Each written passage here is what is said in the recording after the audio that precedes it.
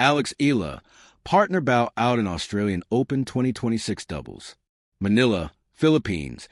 Eala and Ingrid Martins of Brazil couldn't complete a comeback as they fell to Japan's Shuko Aoyama and Poland's Magda Linette 6-3, 7, 6-2, 3-6 in the 2026 Australian Open women's doubles on Tuesday at Melbourne Park.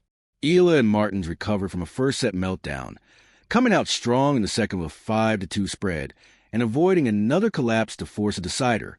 However, the Filipino-Brazilian duo, who called for a medical timeout before the third set, started flat and fell behind 0-4. They regrouped and trimmed the deficit to 3-4. Aoyama and Linette, however, regained momentum, surviving an extended 8-game for the match point, 5-3. They started the final game with a 40-0 lead before Eala and Martins scored, but the Japanese nailed the game winner to advance to the second round. Eala and Martins had earlier squandered a 4-0 lead in the opening set as Aoyama and Linette rallied to tie at 5-all. The pair briefly regained set point at 6-5, only for their opponents to force a tiebreak and complete the comeback. It marked the 20-year-old Eala's third Grand Slam doubles appearance. She previously reached the second round of the French Open last year with Renata Zarazu of Mexico and also competed in Wimbledon doubles with Eva Liss, where she fell Martins and Quinn Gleason.